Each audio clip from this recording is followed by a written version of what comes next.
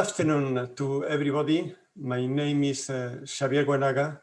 Good morning to those that are in the States, in South America, and good evening to those that are in Asia. Now, my name is Xavier Guenaga. I'm responsible for finance, innovation, and growth at the Joint Research Center of the European Commission in Brussels, who advise policymakers in a number of areas. I'll be chairing this session on China's rise in reshaping global science because it is a very timely subject. It's a very trendy subject because China is becoming a big player in the field of research, innovation, and industrial performance in the world. For those that follow industrial policy, the share of China's part of global manufacturing value chains has increased by threefold in just 15 years, which is an enormous increase. China has also decided to invest very heavily in large research infrastructures, and I personally had the opportunity to visit Beijing and some of the plans of the Chinese authorities in this field of research infrastructures, and those plans are to some extent staggering or even shocking. Now, this phenomenon of China's role in global science and innovation is being analyzed by many scholars. We in the JRC also analyzed it last year and published a report called Challenges and Prospects from an Industrial and Innovation Powerhouse, China. Now, today we're going to dwell onto this subject with a panel of very distinguished experts that have published extensively on this subject and have advised many national and international organizations. I present them to you alphabetically. So I'm going to share the screen to show their names.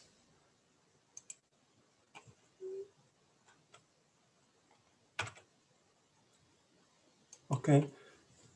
They are Professor Kong Cao from Nottingham University Business School in China. He's a professor of innovation studies, and he's based in China normally, but today is with us from New York. Second, we have Professor Caroline Wagner. She's an expert in the field of science and technology and its association to policy, society, and innovation at The Ohio State University in Columbus, US. Then we have Dr. Koen Jonkers. He's head of the editorial board of the Joint Research Center. That is the same organization where I work here in Brussels. And finally, we have Professor Sylvia Schwag-Serger. She's Deputy Vice Chancellor of Lund University and former Director of Vinnova, the Swedish Innovation Agency. So we'll remove now the slide from the screen, if the organizers can do that for me. Thank you. Now, as I said, the four panelists are very senior scientists that have published extensively over the last few years, and they will continue to publish, by the way, over the next few years on Chinese research and innovation, and they are advising many organizations. Now, I would like to say also good afternoon, good morning, or good evening to all our audience. I must say that it is a hidden audience because unfortunately we do not know whether we have none or many listeners out there. But I hope that we have an audience, not only in Europe, but also in Asia, in America, in Africa, and also in Australia and New Zealand. Now, I'll ask each of the panelists two questions in consecutive order. They will provide short answers, and those will be commented upon, complemented by other members of the panel. Now, at the end of the session, we will have around 15 minutes for questions from the audience. Okay, you in the audience need to write down your questions and send them to the organizers. And the organizers will transmit them to us in the panel.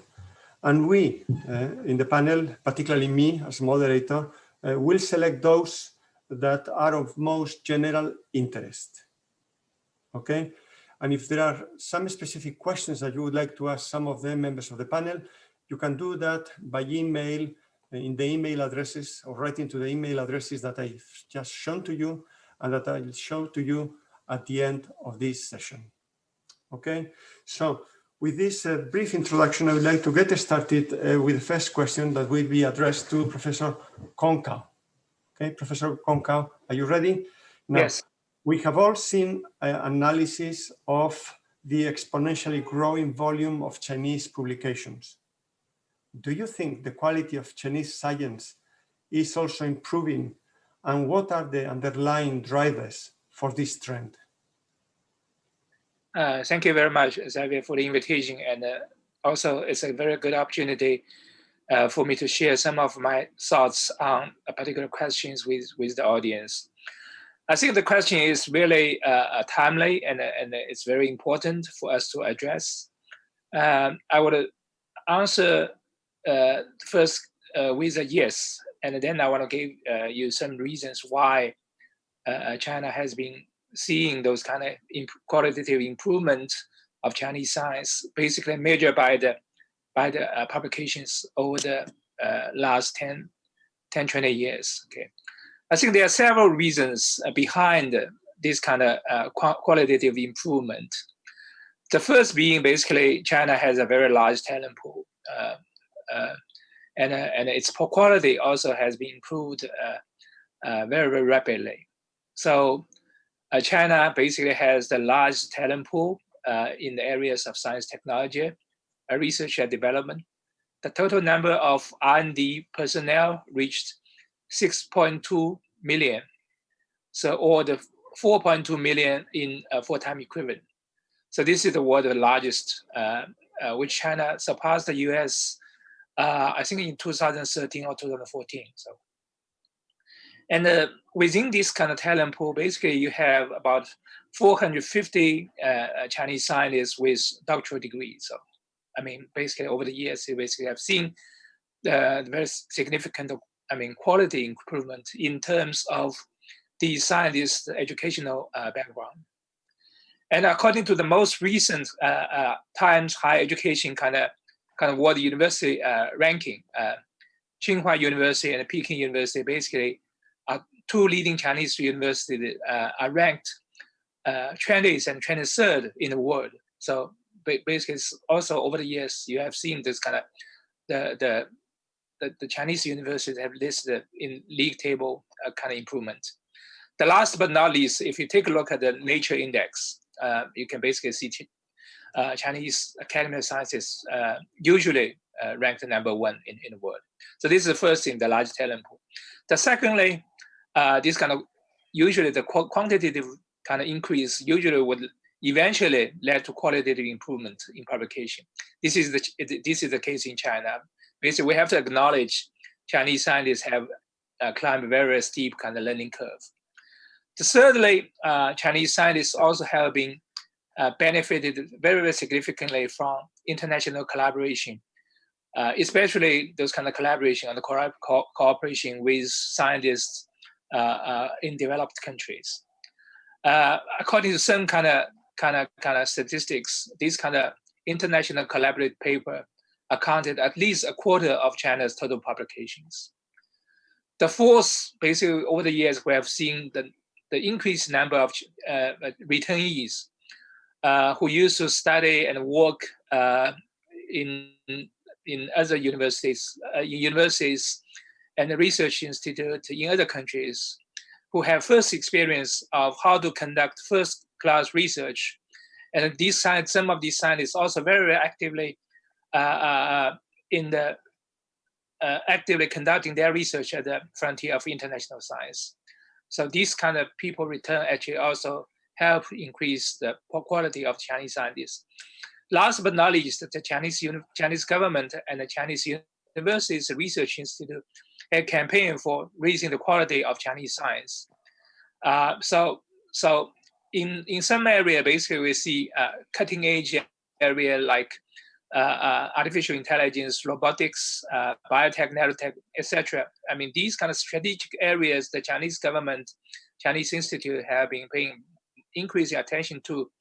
Other areas where we see Chinese scientists have produced high quality paper. I think these are the 5 reasons basically we see over the years why the quality of Chinese science has been increased and improved. Basically, when we talk about that, basically we're talking about the publications in terms of citation, in terms of number of publications in leading journals, etc. Thank you very much. Thank you, Kong. Other colleagues in the panel, would you like to comment on the reasons given by Kun?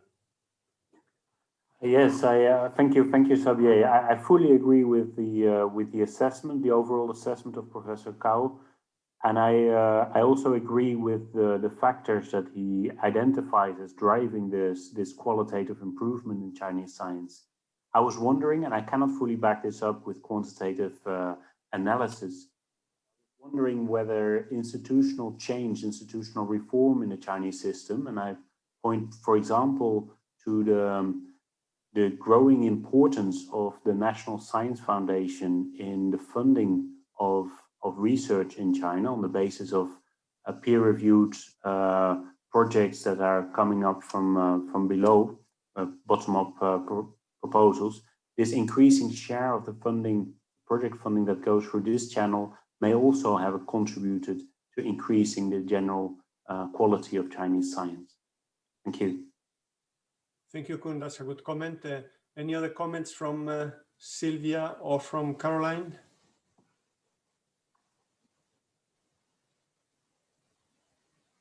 I'd like to ask Kong a question about returnees and also the diaspora, Chinese diaspora. You mentioned that returnees are strengthening the system. And then in addition, of course, their connection with diaspora as well as foreign researchers is a very important part of the relationship. So the question is, do you think that will continue going forward? Or I've heard that, the Chinese policy is more like China 2025, that, more self-reliance and independence. Do you think that's going to influence the willingness and ability of Chinese scientists to collaborate internationally?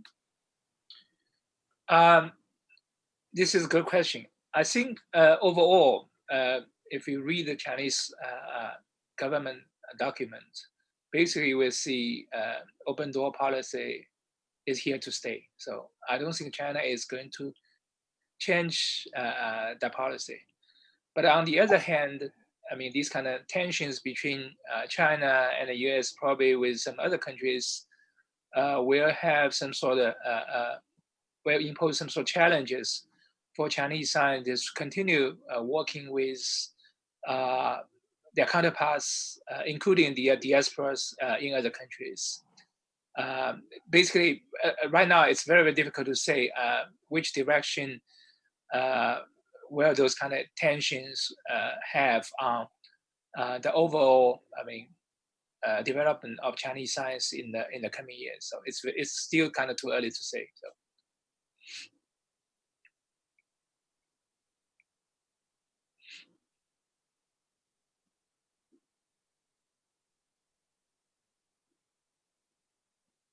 Xavier, your microphone is not on. Sorry for that. Now I think that we can now move on to the next question, which is just to deepen the discussion on the issue of migration and the role it has played in the Chinese system.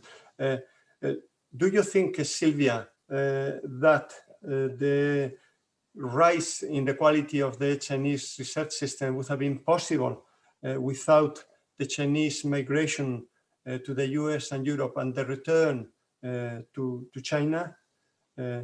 do you think that perhaps endogenous growth, endogenous factors may have been more important than the migration aspect?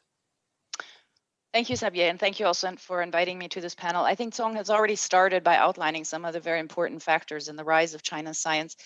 So my answer would be like this. I think the rise in Chinese science over the past 3 decades can be explained by a combination of factors. The first one, I would argue, is a government policy and a very clear ambition of strengthening Chinese science and innovation, and of linking it very closely with nation building, but with also economic and social development. The second one is the rapidly rising, increasing public and private investments, I should say, in research and education, which have played a tremendous role, I think, in strengthening science. And a third point is a culture in China where knowledge, education, and science have a very high status. So if you take these 3 factors and then add to that the international mobility of students, and I would argue, incidentally, that perhaps the mobility of Chinese students maybe could be argued to be more important than that of scientists in playing a critical role in the development of China and strengthening of China's science system over the last 30 years. So China's rise as a scientific power has, I would argue, been very strongly underpinned by this international mobility of Chinese students going back and forth. And also by the unprecedented, in a way, willingness of people to invest heavily in their children's education. So one thing that not everybody is always aware of is that the vast majority of students who go abroad, Chinese students, are actually funded, not by the government, but actually by their families. So that would be my first point. My second point is that studying abroad is not a recent phenomenon in China. I think that's very important to understand. Already in the 19th century, the Chinese government sent students to study, for example, in the US. And Deng Xiaoping, who ushered in the open door policy, and who actually launched this very strong conscious policy of sending students abroad, had himself spent time in France in the 1920s as part of a work-study program. So there is a history of sending students abroad. And as Deng Xiaoping supposedly said, when our thousands of Chinese students abroad return home, you will see how China will transform itself, which I think is sort of an indication of the emphasis and the acknowledgement of the importance of this human capital mobility. So since 1978, depending on what figures you look at, but the estimate is around 6 million Chinese who have gone abroad to study, and around 2/3 of these have studied in the US. And now, as Song was saying, a significant number of those have returned home. Maybe just 2 more brief points. And one is that when we talk about the mobility of Chinese students and scientists, it is very strongly concentrated in the natural sciences, engineering, and medical sciences. So you see much less mobility when it comes to social sciences and humanities. That's important to bear in mind. There's also a difference between the US and Europe, in that in the US you have a sort of equal distribution between undergraduate students and graduate students coming from China, whereas in Europe it's mainly at the graduate level. And I guess my final point is that the US has been clearly the key partner country historically, both in terms of quality and quantity in this mobility of Chinese human capital. But this is changing for reasons that Song was also starting to address. And I think both Europe and North America have benefited extremely a lot from not just China, from the human capital mobility, but I think this is something that Koen will address. Thank you. Thank you. Koen, Caroline, Koen, would you like to comment or complement what Sylvia has said? I personally was puzzled by your remark on the role of students. Sylvia, do you think that the students that come to Europe and to the US develop a career in research, or it's a mixture? I think it's a mixture, but if you look, for example, at the work done by Annelies Saxenian on the New Argonauts, her book, I think from 2006, it followed a lot of these. It looked at a lot of these human capital flows, and I think going abroad as a young person and being sort of exposed to other academic traditions has a very long-lasting impact, not only for building long-standing scientific collaborations, but also an ability to sort of understand different systems and know how to engage. So no, not all students who go to Chinese students who go abroad pursue a career in academia, but I think the share of Chinese students who've studied abroad and their contribution to science in China is very significant. Okay. Yeah, thank you, Caroline. Yes, thank you for those remarks, Sylvia. I'm wondering, one aspect of this that's very hard to quantify but is super important is the role of culture. And I'm wondering what you see as perhaps the difference in the role of cultures in China, Europe, and the United States that perhaps welcome and show a willingness to change and adapt, as opposed to more traditional approaches to learning, and whether you think that those differences in culture influence the ability to absorb new knowledge from abroad. Thank you, Caroline. I'll try to answer very briefly. I agree. I think that's a very interesting point. And if I understand your question correctly, my answer would sort of be yes, there are significant differences. I think both in, everything from the point of view that, as I said, there's a huge willingness on the behalf of Chinese citizens to invest in children's education. I don't see that same willingness in Europe, but there's a lot of explanations for that. But also in the form of education and the type of education. So there's been some interesting initiatives, for example, at Tsinghua recently, which are where universities are and policymakers are looking at, for example, liberal arts education and the potential of, or the need perhaps, to reform Chinese curricula and to look more at the ways children are taught already in elementary school and in middle school and high school, but also when you get to the university level. And in my next round, I will also talk about, I think you can see the effects of this different forms of the way people are educated in a very high level of specialization, for example, in Chinese science, and a less pronounced a phenomenon of interdisciplinary studies. Okay. So something that none of you has mentioned so far is the financial incentives that were introduced recently in China to reward those that publish in the top scientific journals. To which extent that has had a major impact on increasing the quality of Chinese publications? Any? I think Song can say something about that.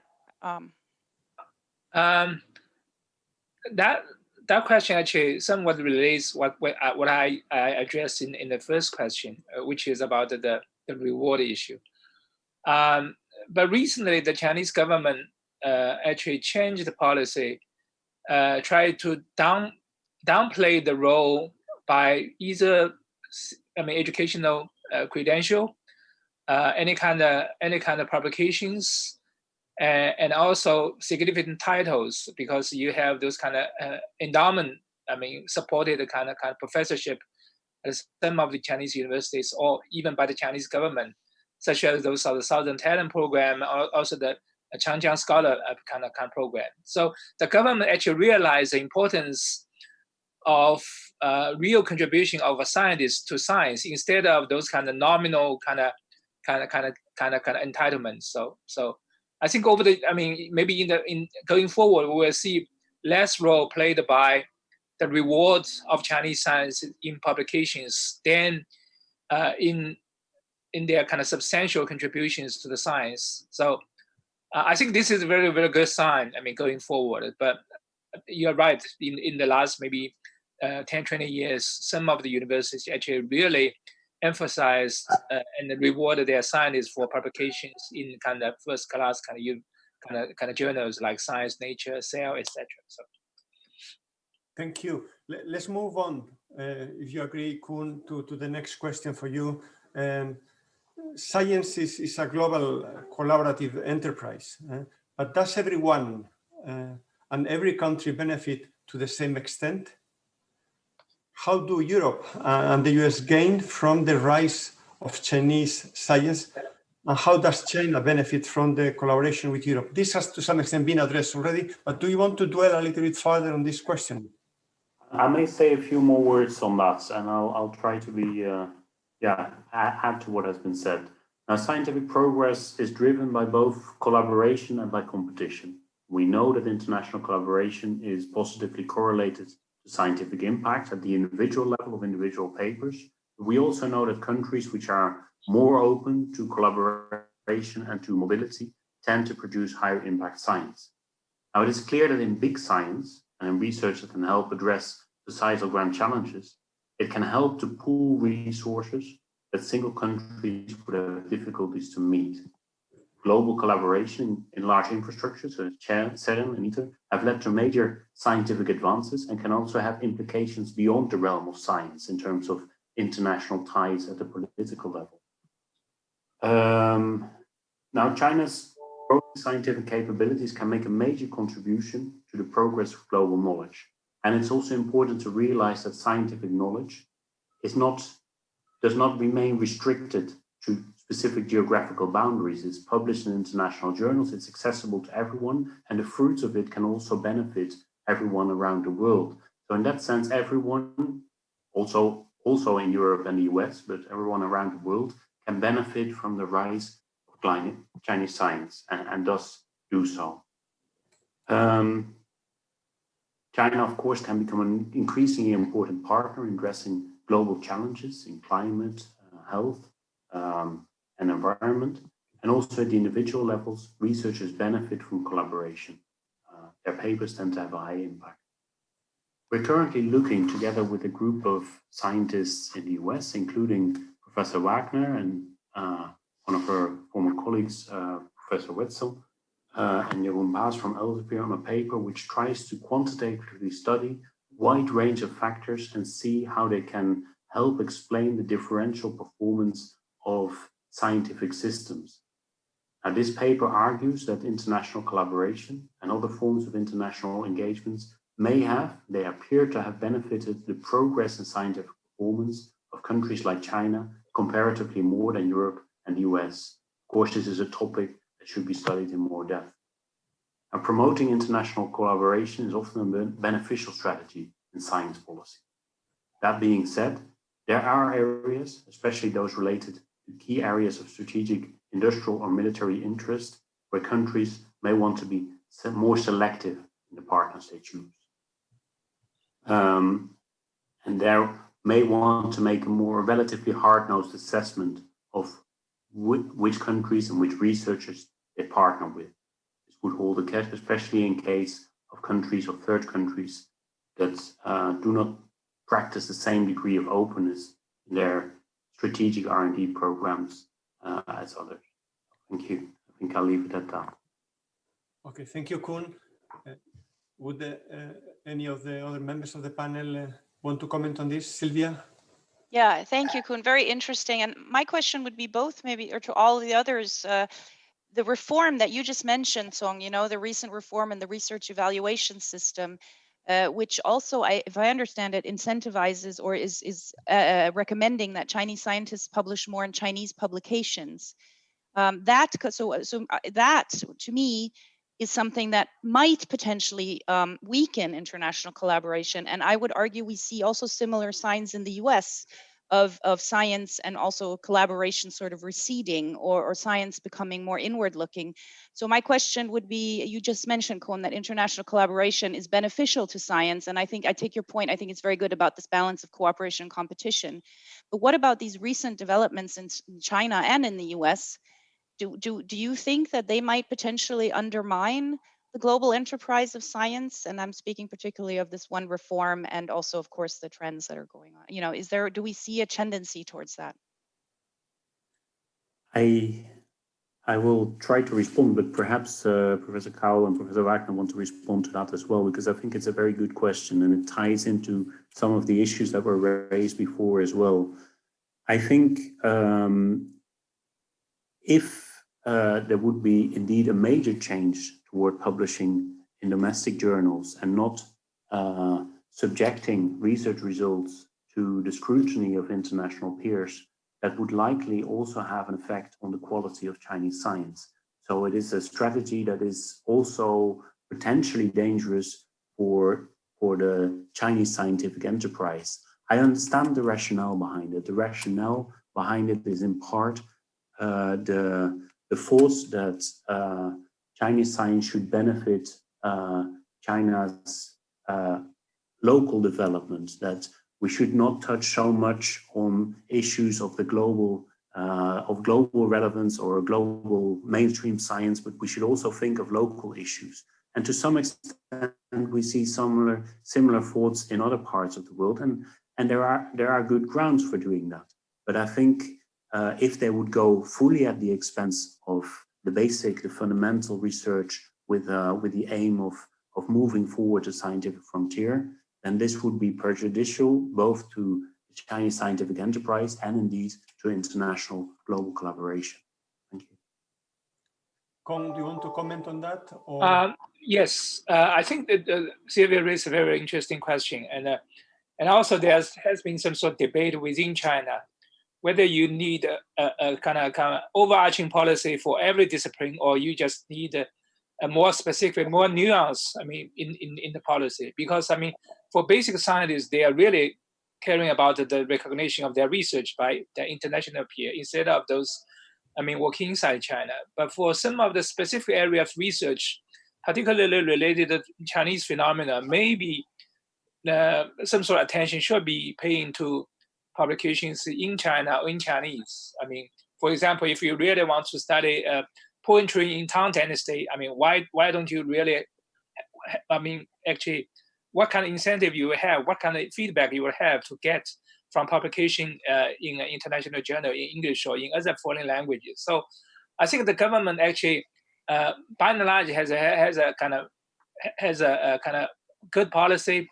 But what is the specific in terms of implication, the enforcement of this kind of policy really needs some sort of more consideration, some more kind of improvement. So basically, you have a very rough policy, and implementation is more likely at the institutional or organizational level. That will give some sort of leeway for organizations, for institutions to do whatever they want sometimes. So that's the concern of the Chinese scientific community. So.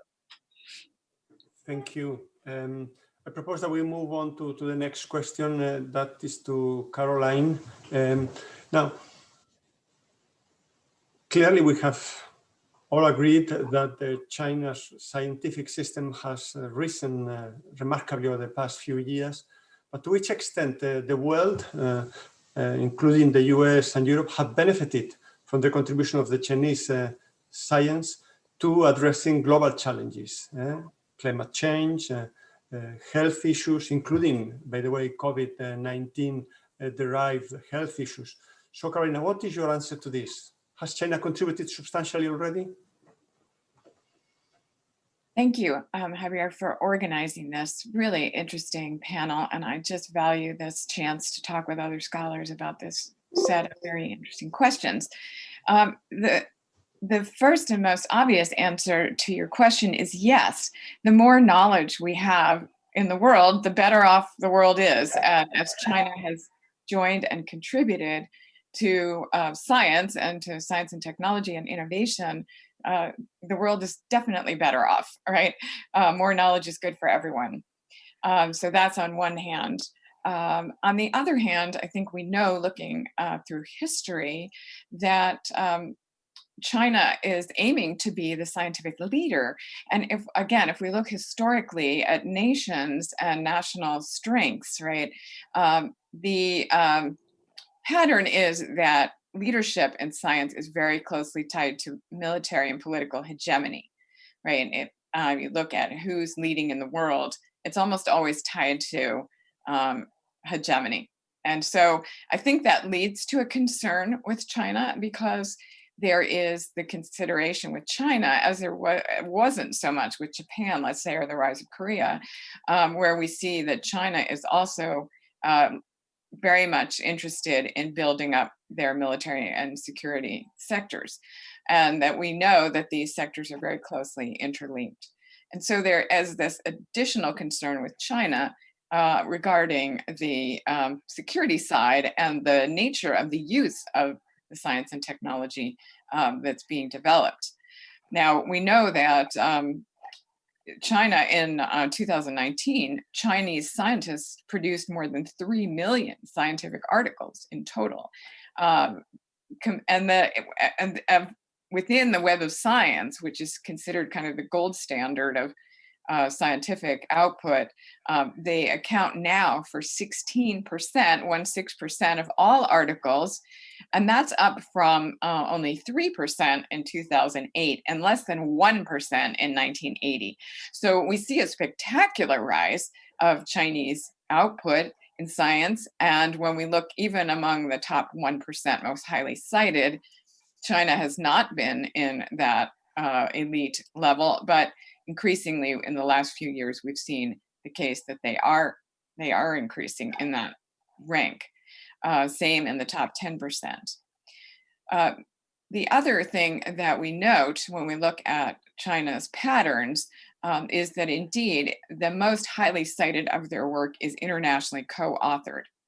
So the extent to which they may retreat into China only or more internally focused science, we will not see them at the levels of the most highly cited or most elite articles, as has been the case in the last 10 years. Now, do we view that as a loss to society if China were to retreat? I would say the answer is yes, on one hand. And I would also say that it would suggest more of the internal focus would suggest more of also the focus on security and military connection, which raises concerns, and it certainly raises concerns in the United States. So I think one of the things we need to think about is where China is leading. And one of the things that came up in this recent pandemic is that while China is not a world leader in health research, they have done a great deal of work on coronavirus, mostly because of their experience with SARS. So it turns out that as the pandemic emerged into the world, China was already well ahead on coronavirus research.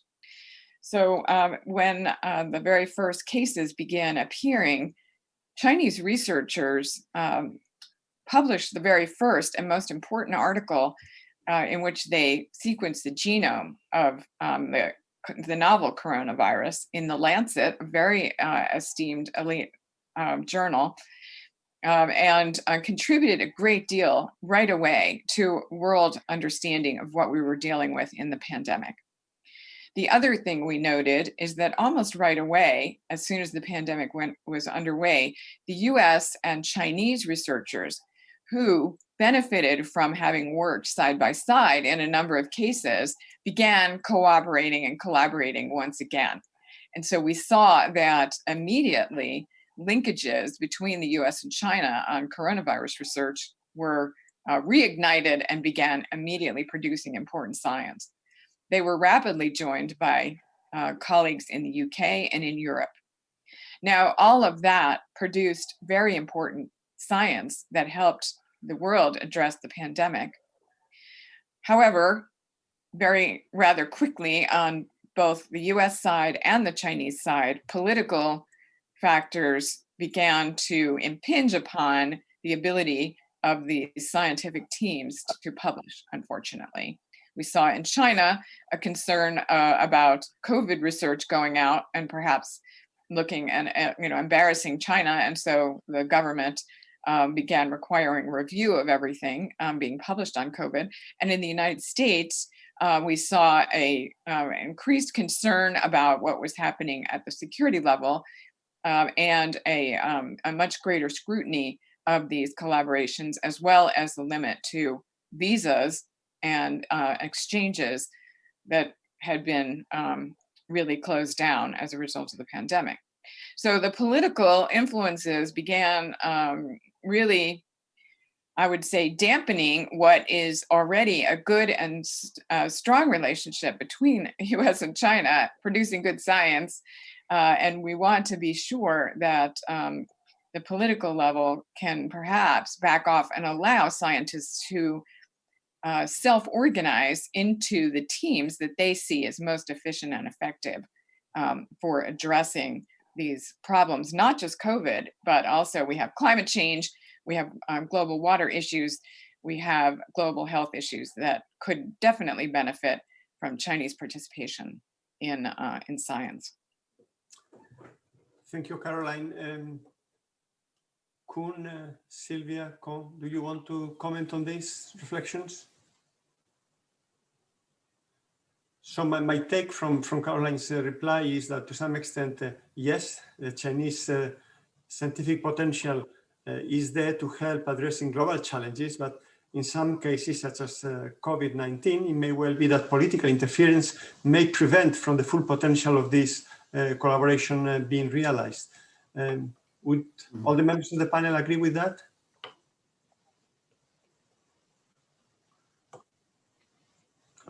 I see everybody nodding. So does it mean that we should, in addressing global challenges, we should minimize political interference, if at all possible?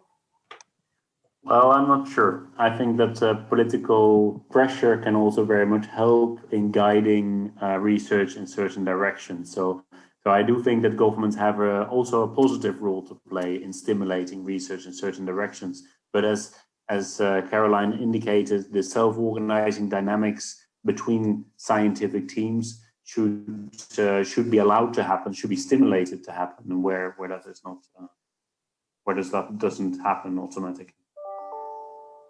Con, Silvia, do you want to add anything, or Caroline? No, I don't have. No. Go ahead, Con. Con? No. No, it's okay.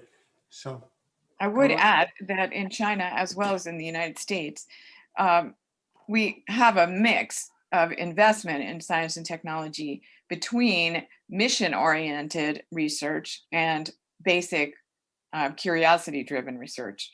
So yes, of course, in the United States, we do a great deal of very focused research on specific missions, both that the US government needs to have met, as well as the sort of public good functions of scientific, medical research, for example, or research on education. So of course, we all, as governments, invest in important research. So that will go on and continue regardless of what we're dealing with at the global level. The global level is much more enriched by the more basic research that is done. And as Koen mentioned, allowing teams to self-organize and find one another. Now, one of the things we see in this self-organizing feature is that in my own research, I've found that 95% of collaborations, excuse me, begin face-to-face. So people meet at conferences, they meet at research locations, they work together and study together, and that incites research collaboration out of that. And so one of the things we have to look at is the pandemic has stopped a lot of mobility. So one of the questions I think at the governance level is to what extent do we want to, let's say, jumpstart collaborations, global collaborations, as we come out of the pandemic.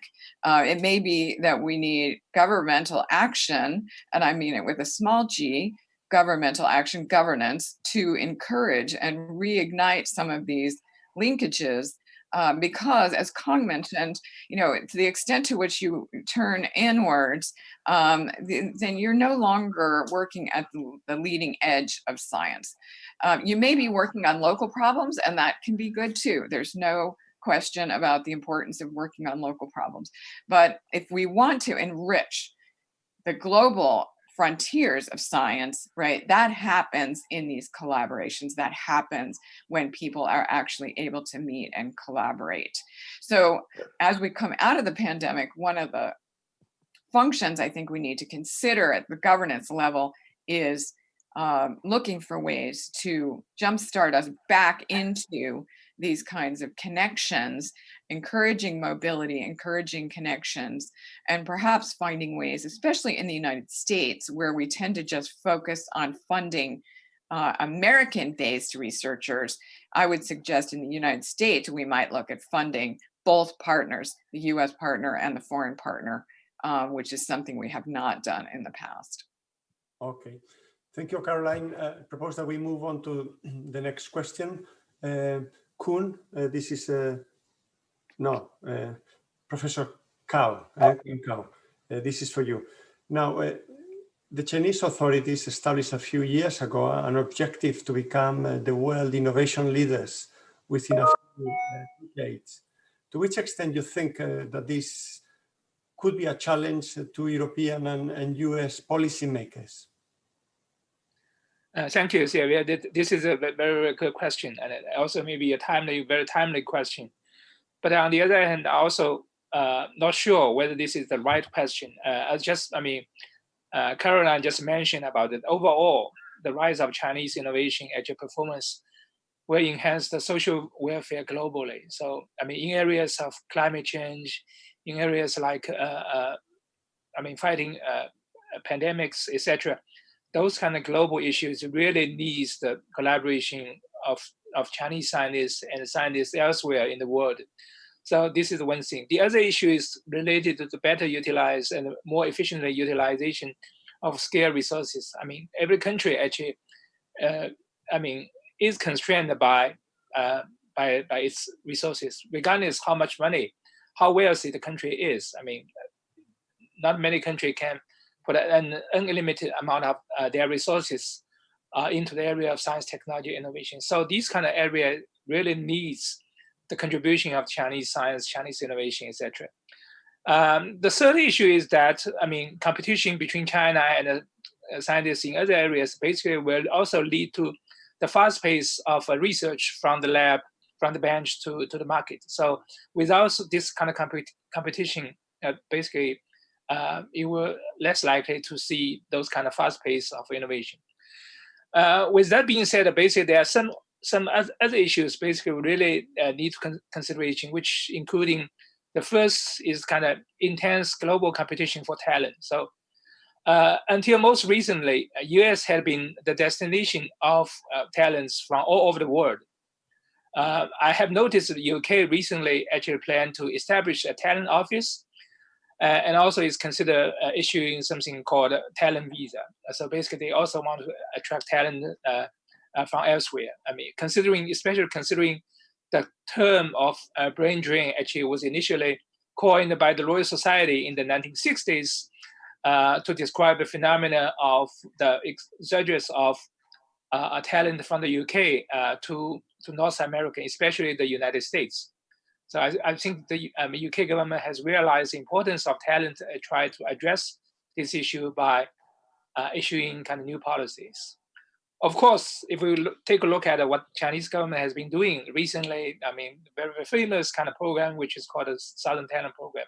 So Chinese government basically have been competing with other countries for talent. So that's the first issue. The second issue is that whether there has been any kind of possibility for some sort of new norm in scientific research will be, introduced or will be introduced to scientists, collaborating with Chinese scientists, especially given the increasing amount of investment, increased amount of expenditures in research involving international scientists, especially in these areas like conflict of interest, scientific communications, peer review, open science, data sharing, and a balance between basic and applied science, research ethics, and governance. In these areas, whether the increased amount of investment of Chinese scientists in international collaboration will pose sort of challenge in this kind of area. Basically, I think it's remain to be seen. So,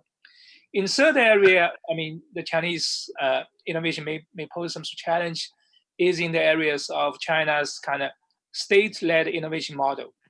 What is the merit of those kind of model? Although we see recently in the literature, Mariana Mazzucato has studied in the case of the United States, where industry policy or state-led innovation also played a very significant role in the rise of innovation in the US. So but more likely, these kind of state-led innovation model has been associated with the Chinese government. So if that is the case, whether those kind of model could become a kind of alternative, if so, that what can challenge what these kind of alternative will have, especially to issues like the autonomy of the scientific research community, etc. So I stop here and would welcome further comments from the panelists. Thank you.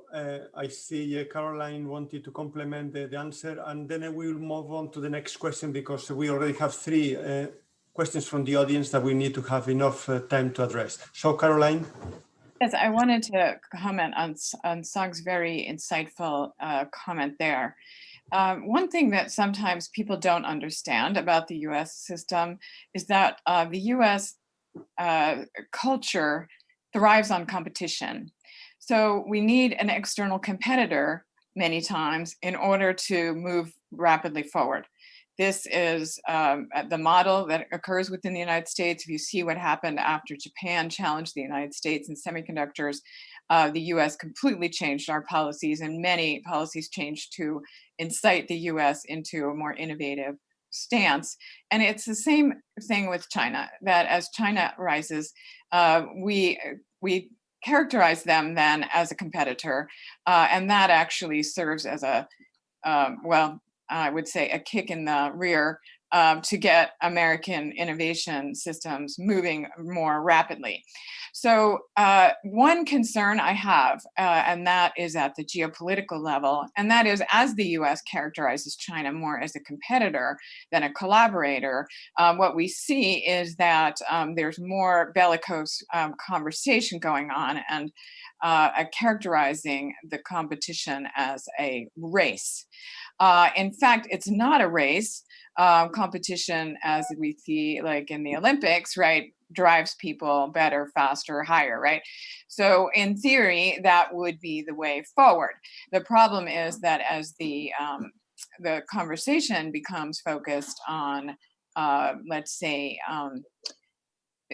competition to the exclusion of collaboration, then we move much more towards the security and military side of things. On the other hand, if we think about the rise of China as a tremendous opportunity for the world to cooperate around, especially around climate issues, which are absolutely critical and require us to cooperate, then I suggest that perhaps we need some guidelines, and perhaps governance organizations can help with this, guidelines around productive collaborations at the global level that will actually aid bringing out the best of cooperators and focusing us on addressing the critical issues facing us as a globe.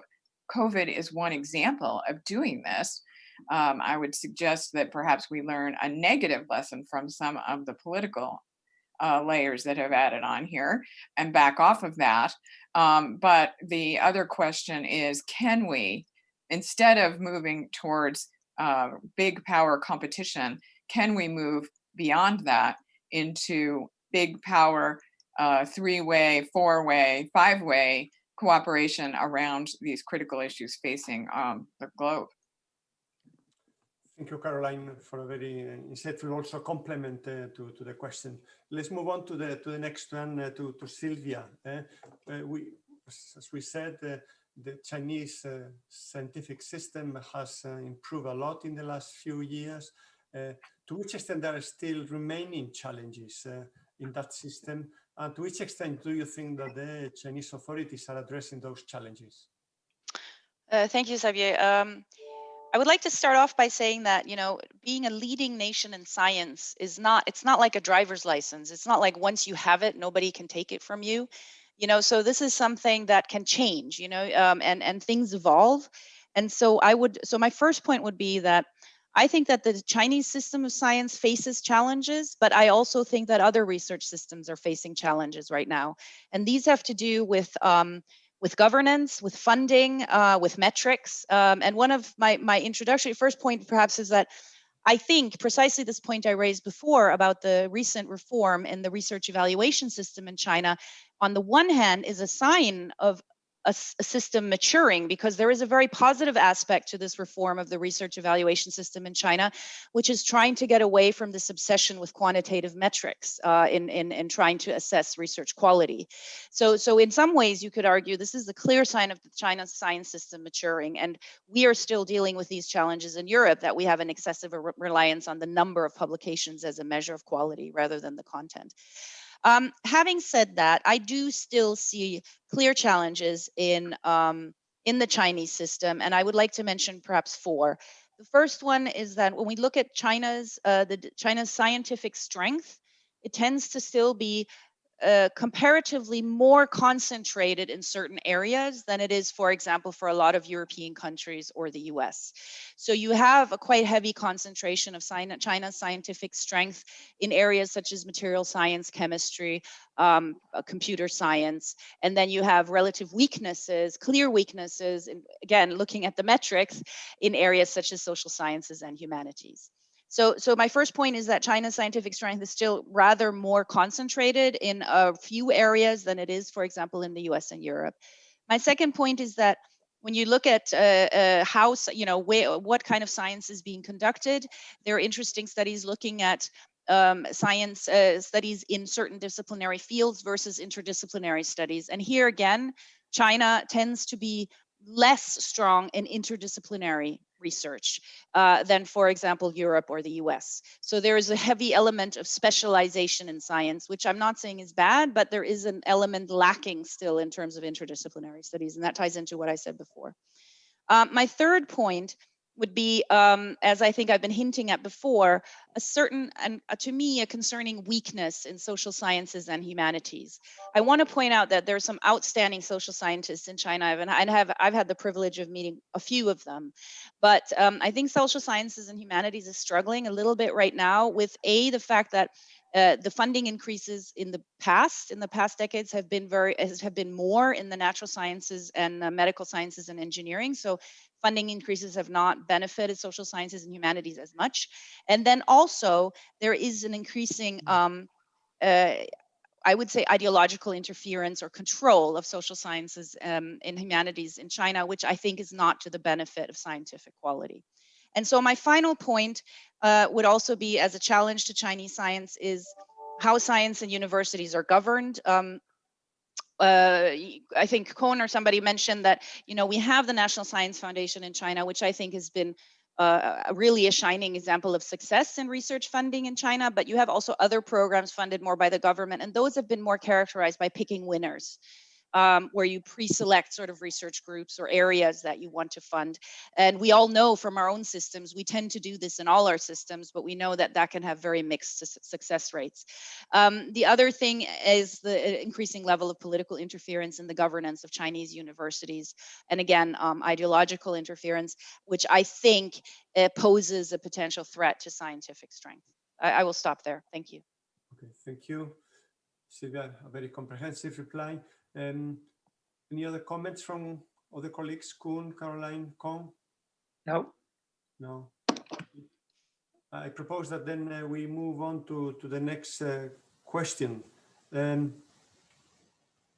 Kuhn, it has been argued that for many years that we have a European paradox where in Europe, where we seem to be strong in science and weaker in innovation, exploiting science into ideas that make profits. To which extent there is a risk in the Chinese research innovation system for a Chinese paradox of the same nature to the European one to emerge? Thank you for the question, Xavier. I'm not sure if I will be able to answer this, but I will try to go some way. Now, the analysis underlying the European paradox was based on publication and patent data, the metrics that Sylvia pointed to. Giovanni Dossi and colleagues argued that it was a false paradox because Europe is not as strong in their eyes as we thought. We should, in their eyes, mainly look at the share of high impact publications, the 10% to 1% publications that Caroline mentioned.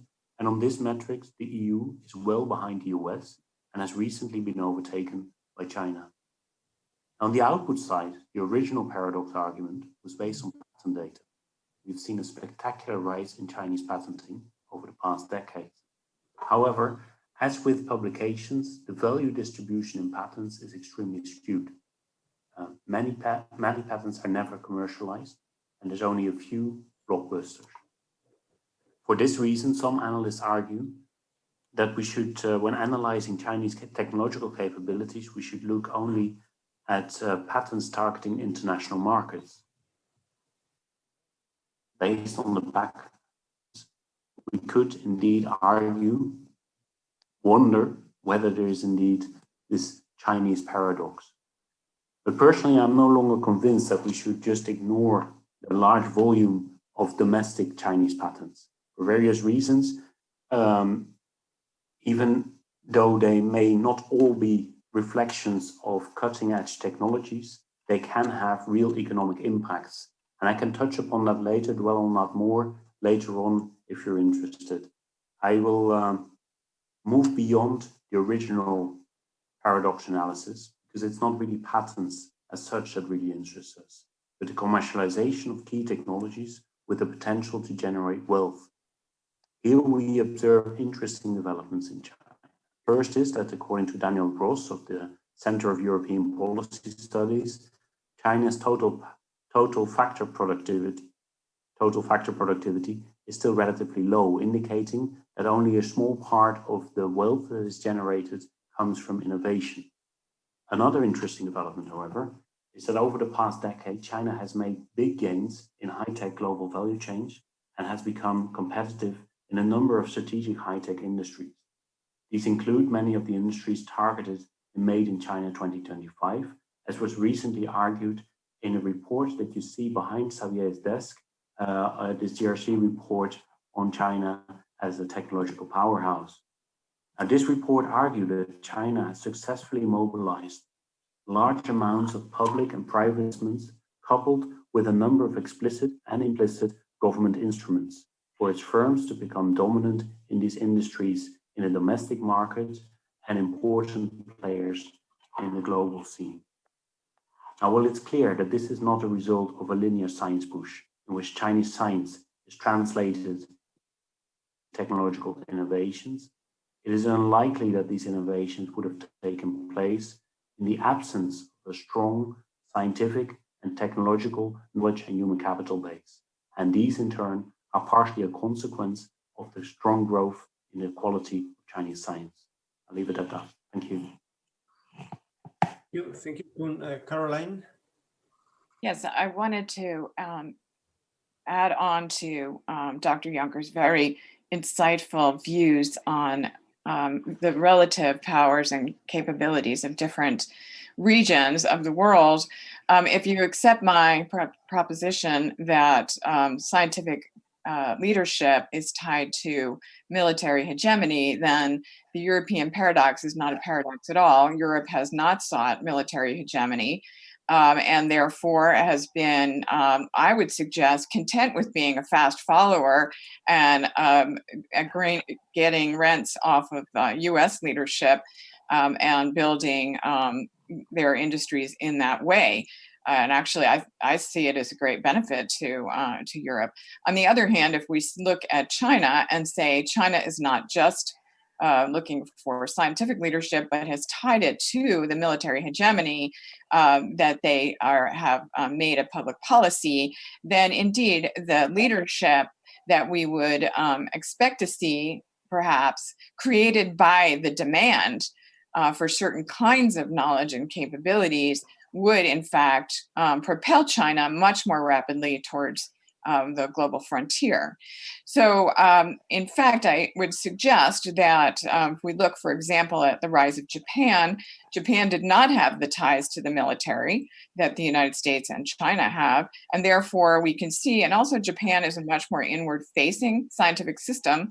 And although they do excellent science, they have never reached the level of scientific world leadership that they in fact had set out as a goal in the 1970s and 1980s. Now, similar with Korea, Korea also has not tied science and technology to military hegemony. and therefore they're doing fine with maintaining wealth creation, and that's doing really well, similar to Europe, but is not the same as with China. So I think that indeed we are looking at a historical position of potential change where the US has been the world leader, in part because of the links between science and military hegemony and strength. Whether that is maintained into the future is a question. And I think we are at a point of, from the United States point of view, a point of significant vulnerability because of the global dynamics right now. So I would suggest that China, in fact, is really the player right now. If they make a change to be much more inward looking and focusing on military and security development, then actually the world loses from that. If they remain globally engaged and continue to help provide leadership in science and technology, especially at the global level around critical issues, then the world gains. And I do see that we are at a very critical point for actually all the world players in science and technology. Thank you, Caroline. Thank you, Koen. Let's move on to my last question, and then we will go into the questions that have come from the audience. I can see 4 for the time being. Now, my last question is to Caroline, and it is on the issue that you have already touched upon in some of the interventions, and it is to which extent political interference can be a drag to improving the quality of the Chinese science system. Now, this has been studied in the past, and in the 50s and the 60s, it appeared that the conclusion was that autocratic governments, and one could qualify the Chinese government as autocratic, would be less performant in terms of science. Would you agree with that conclusion with the experience that we have observed with China in recent years? So this is a very current question in the research, and Dr. Yonkers and I are actually working on this right now. Indeed, in the past, we've tended to think that it's democratic systems that are most suitable for scientific advance. And we don't see that with China. China has a different political system than one we've seen tied to scientific leadership in the past. However, the difference now than what we've seen in the past with other countries and the rise of other nations is that there is a very significant global system over and above the national systems. And so in a way, what you see with China is that China's had to adapt themselves to the structure of the global system, not to the US system, not to the European system, to the global dynamic. And so the more you want to join that, you have to adapt the norms and rules of that global system. So it may be that it's less important at this point in time in history that China has a democratic or autocratic structure. It's more important that the global system is setting the rules of engagement. And that rules of engagement require openness, require collaboration, require participation at the peer review level, and attention to excellence and verification, validation of research. So those are the rules that have been set. And you either participate and follow the rules, or you don't play.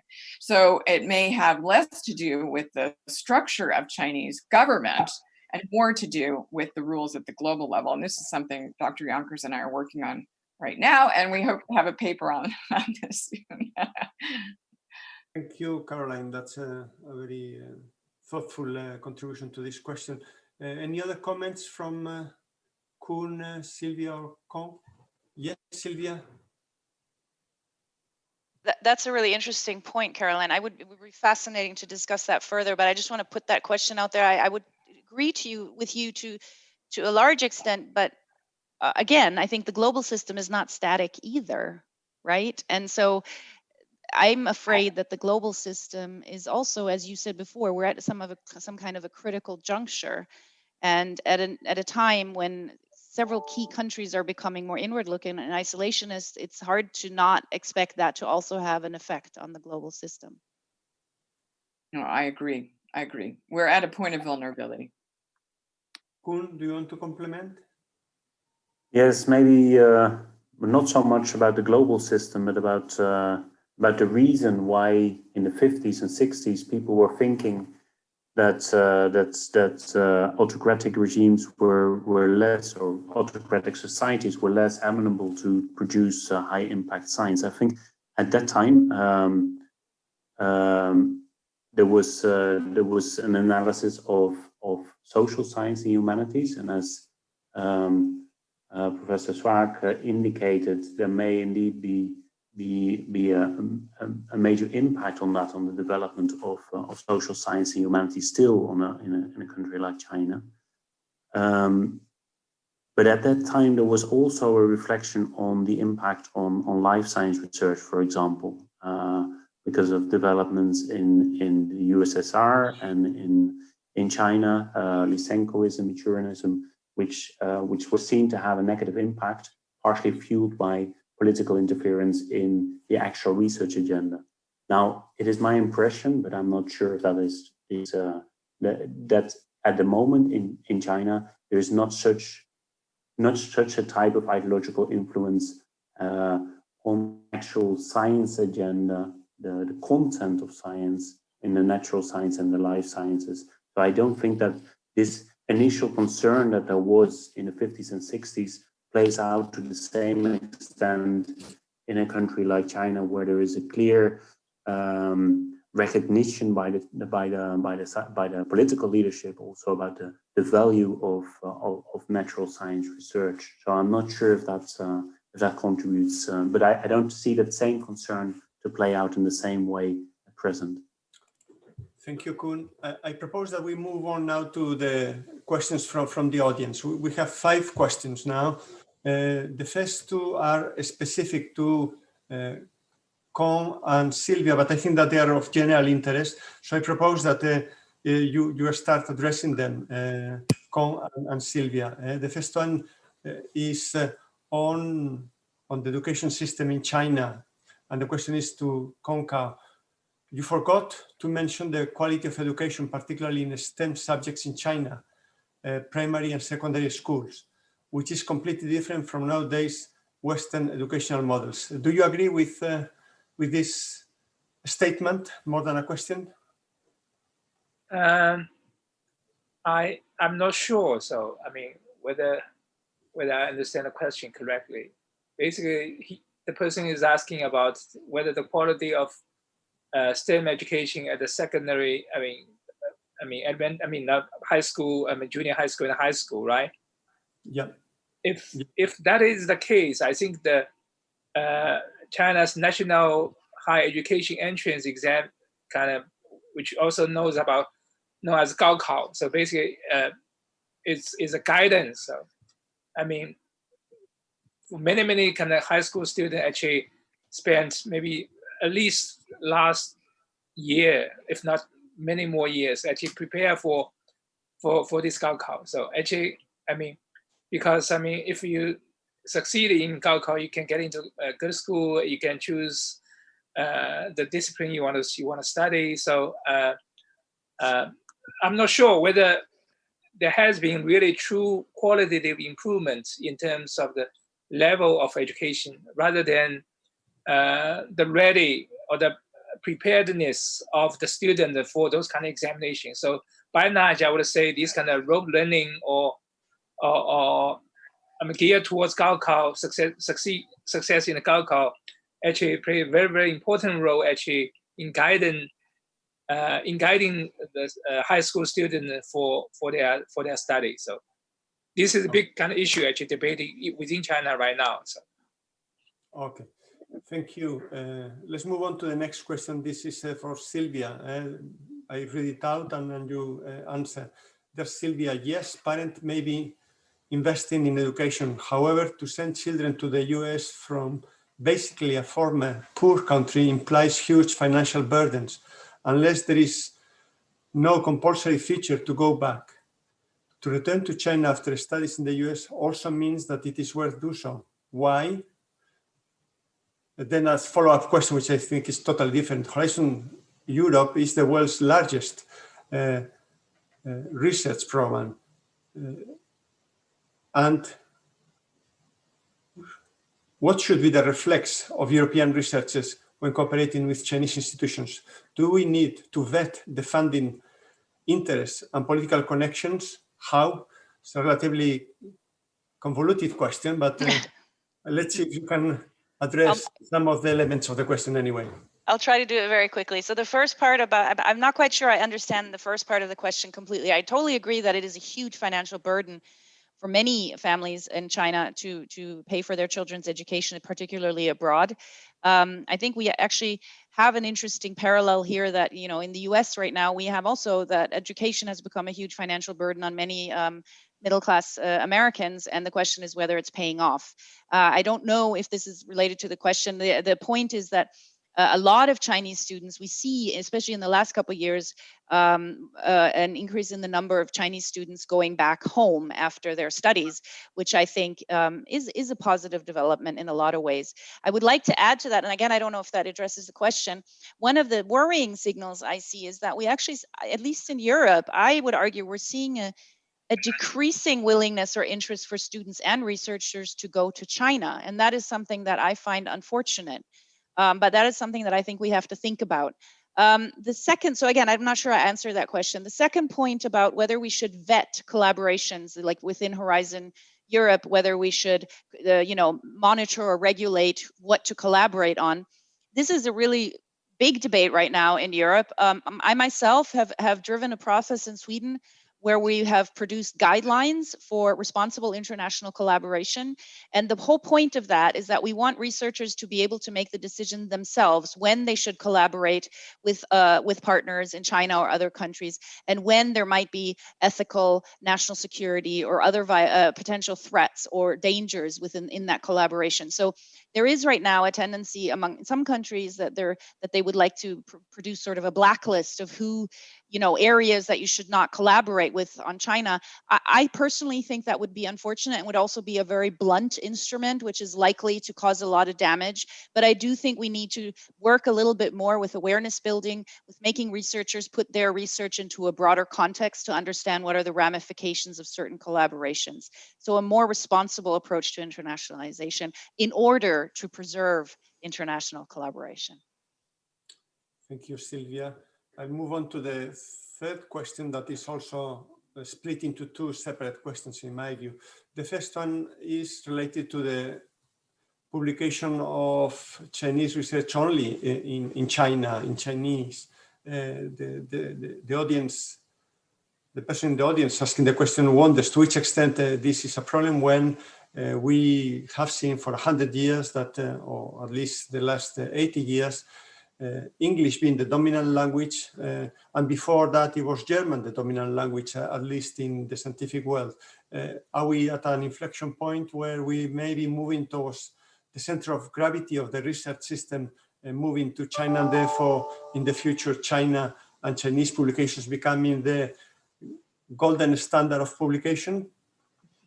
It's an interesting question. I think it has been partially addressed, but who wants to address this question? Yes, Caroline. So this is a fascinating question to me, and it reflects, I think, some cultural factors as well as the just kind of fundamental understanding of how science is done. One of the theories in communications of science is that English is particularly well suited to scientific advances because it's able to adapt and adjust very rapidly. You can add new words, you can pull words in from other languages quickly, and the nature even just of the way we use symbols is much more effective. And it may be just a combination that this is where science has been done, and therefore the language has been able to adapt. So one of the questions would be, and I'd love to see what Kong thinks about this, is, to what extent is Chinese able to be adaptive to new ideas and to innovative change, relative to English? And, as long as it's English, the US and to some extent Europe is benefited, right? But does China as China grows, does it become more important to learn Chinese, or do Chinese just continue to learn English, just as we once did with Latin, for example, where everyone learned Latin and used Latin as the dominant language?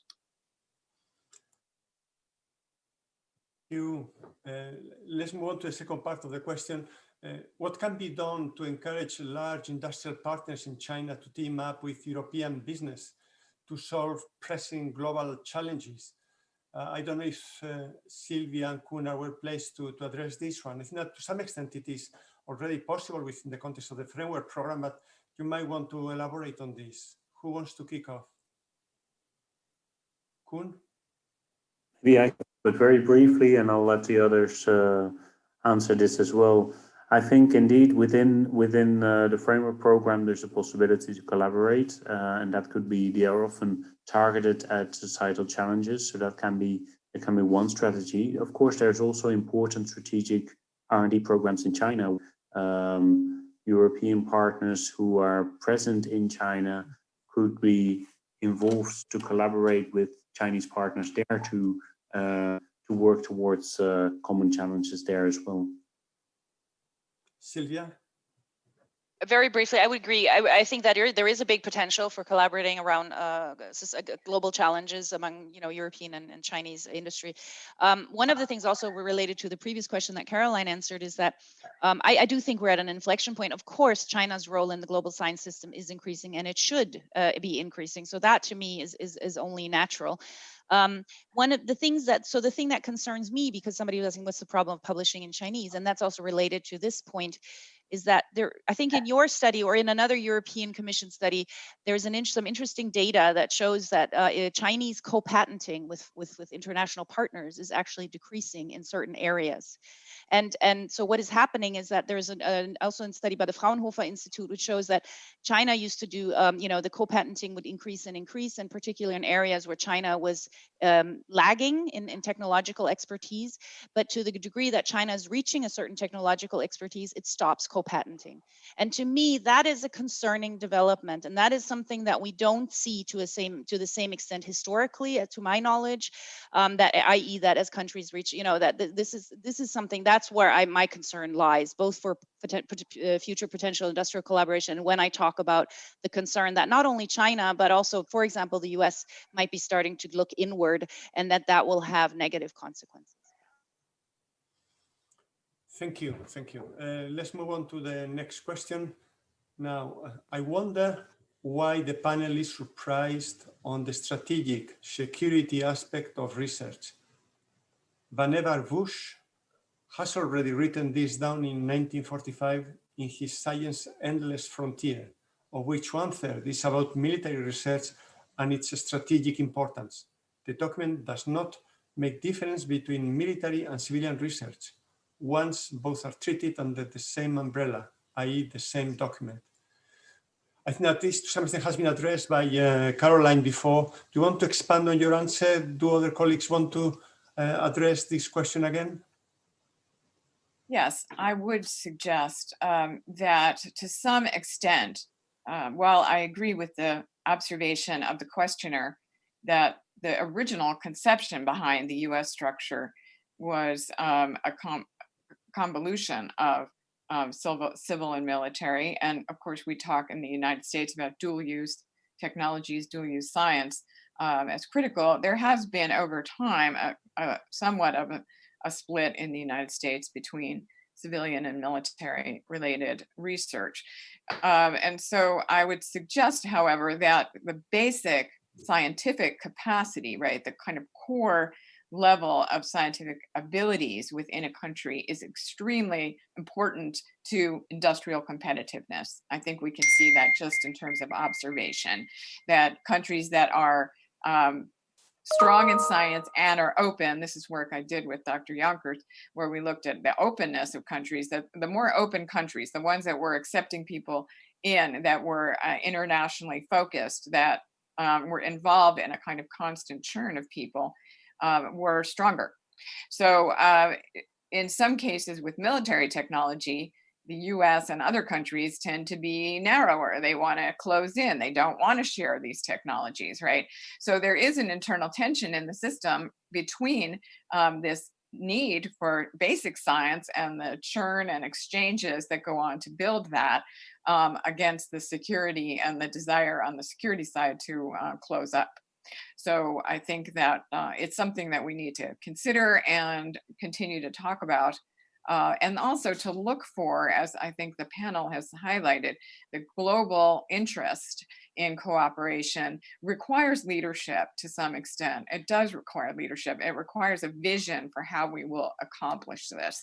And so it's not just a matter of allowing scientists to link to one another. While that's very good for the strong exchange of knowledge, it doesn't necessarily direct that knowledge towards these global social goals that we have. So I do call on leaders who are directing science policy and innovation policy at this time to think carefully about how to incentivize the kinds of collaboration that we need to move forward. Yes, Kong, would you like to say something about this? I think if we take a close look at whenever Bush's book, basically at the time he was campaigning a kind of transformation from a military or mission-oriented type of research towards more basic type of research. Because I mean, if we take a look at what happened in the U.S., I mean, previously, or I mean, in the first, I mean, around the time of the Second World War, basically you see the stimulus of strategic related research towards, I mean, scientific achievement. But later on, you're more likely to see during this kind of dual use technology, we're more likely to see the support of civilian science get ready for defense purposes. I think this is also the area where China has learned from the US and from other countries, where you basically see those kind of new initiatives, this kind of severe military kind of fusion type of research. I think basically China has learned from the US experience, where you really have to strengthen your basic science, the scientific capability, when there is a necessity or is a call from the national defense side. You will have this type of science, this type of technology ready to provide those kind of support. I think China is moving towards that direction. So if we take a look at the recent kind of policy directive from the central government. Okay, we are approaching the end of the session. There is one question which is not really a question, because it says to which extent it's not relevant, the quality of the research, because in many systems, GDP is not generated by research, but by other factors. So it is a statement which I don't think we need to comment upon. I would like to just have one final issue to raise related to something that has been mentioned before, and it is related to the final comment by one of the persons in the audience, and it is someone that participates in Horizon 2020 from China. And says, I honestly do not think research should be vetted for political connections. Do you agree or disagree with this statement? And I would like to ask the four speakers to very briefly take position vis-a-vis this. Sylvia, perhaps? Oh, this is a difficult question. I mean, I think that this is the point I was trying to make. I think that in this age, and I think this was Caroline's talking about, we need a good global governance system for science in order to conduct good science together. And we need to make sure that we maintain academic freedom. That's something that's extremely important. Having said that, we also need to be aware that research is sometimes, as you said, linked to national interests, ideological issues, security interests, and we have to be sensitized to that and understand how we can conduct research, and also potential ethical problems. So we need to be aware of that. That's all I would say. Thank you. Kong, would you like to comment on this? I maybe just pass. Okay. Caroline? So to a great extent, basic research is paid for out of public funds. And so in a sense, you can never decouple the political from the scientific, because there will be at least in the United States, always a call to we're spending the money. Is it being spent effectively? Is it benefiting the United States? So that part, I think, never goes away. But it does become a question of how do we reintegrate knowledge for local benefit. That part is also done by government and encouraged by government. So I don't think you can ever get the political out. However, I agree that political forces should not direct where science goes. So I agree with the questioner on that one. Koen, very briefly, I understand that Koen, you didn't want to comment on this one. I might just pass as well, but I can say something very, very briefly if you want. But if you don't, we don't have time, then you can close wrap up. I think that we ought to close now. I think that we just have a few seconds, and I would just like to thank you very much, Caroline, Koen, and Sylvia, for the very lively discussion you have generated, for the very concise replies and thoughtful replies you have provided to the many questions that have been raised in this debate. I hope that our audience has enjoyed the discussion, that it has been informative, and that you will take a number of messages home. I have the addresses, the email addresses of all the members of the panel here on the screen for those in the audience that want to write bilaterally. With that, thank you very much again to all the panelists. I hope to see you soon again. Thank you so much. Thank you. Thank you so much.